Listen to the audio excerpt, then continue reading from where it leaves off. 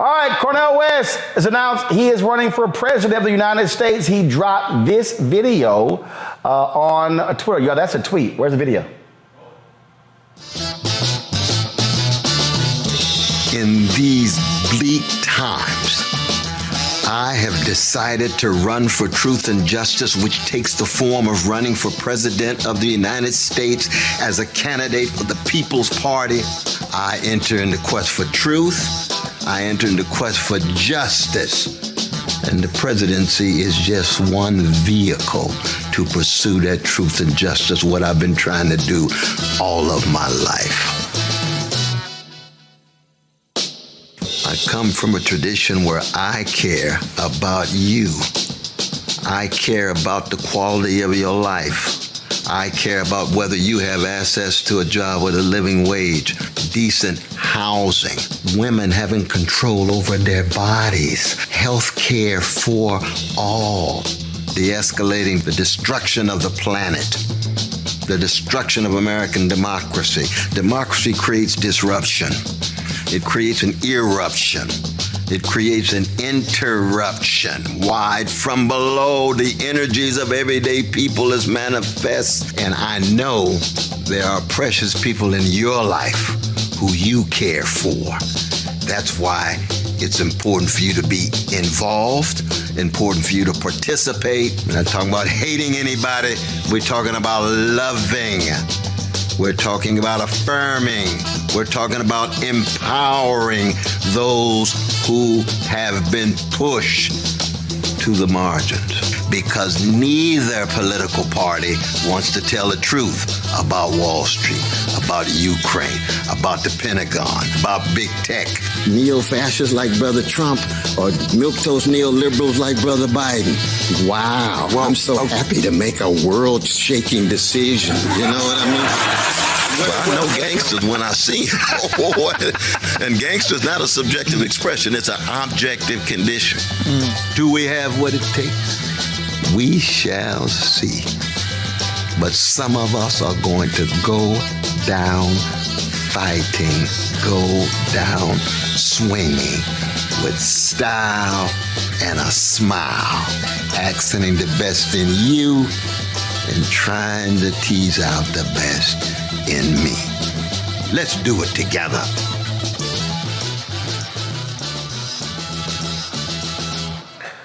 All right, so here's the issue, Avis. And so we think about third parties in this country. Look, you got two major parties, Republicans and Democrats, all right? The Libertarian Party, they have ballot access in 33 states, okay? Mm-hmm. The Green Party has ballot access in 17 states. The Constitution Party has ballot access in 12 states. The People's Party has ballot access in 3.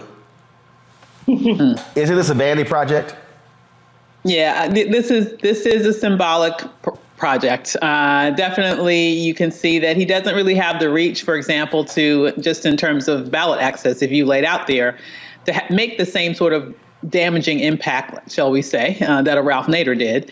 However, we've seen him over the years. We saw his transformation from fan of Barack Obama to nemesis of Barack Obama. And we've seen his activity continue to increase in relation to supporting the Bernie campaign.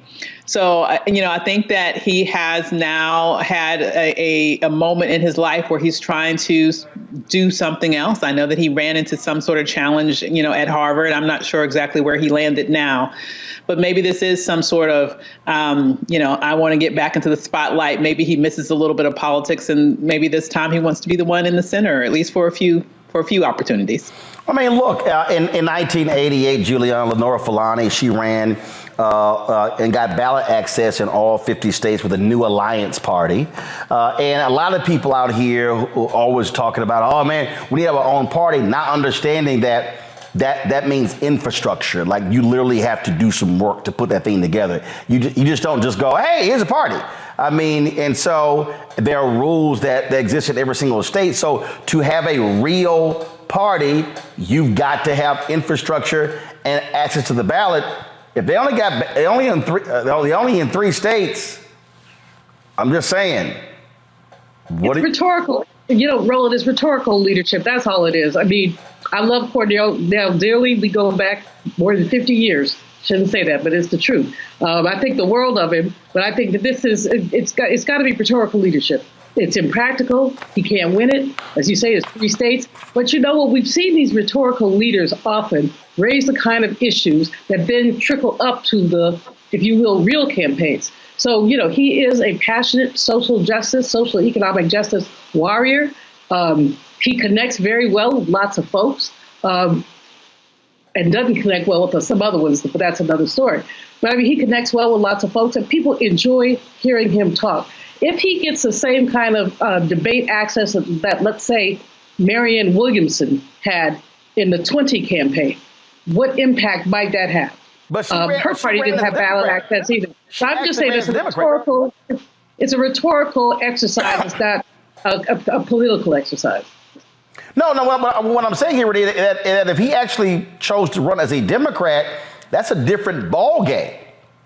But you're talking about you're running with a party that can't get you anywhere. You're not going to be in any debates. Okay, so what gives? I think this is totally fine. I think ballot access does not matter. And here's why I say that. Even when you have third party candidates that do have access in all 50 states, they still really don't have a chance because most people kind of understand that the two parties are so polarized that you've got to sort of pick a side about where you are. And a lot of times third party candidates end up trying to reach out to both parties, which is pretty much impossible because then people feel like they get nothing. And so I think that this is good. And then the reason why I say that is because the internet has no ballot access. And so by virtue of the fact that he's even running for president, he's going to get some attention. And what that will do, because this is not going to have any effect on the right, what that will do for Democrats is help our nominee sharpen how he's going to talk about what Democrats have done, talk about what he has done, which, by the way, I mean, because when you have a primary where you just kind of walk right through it, which we know with, as you mentioned, the ballot access, he's not going to have a chance at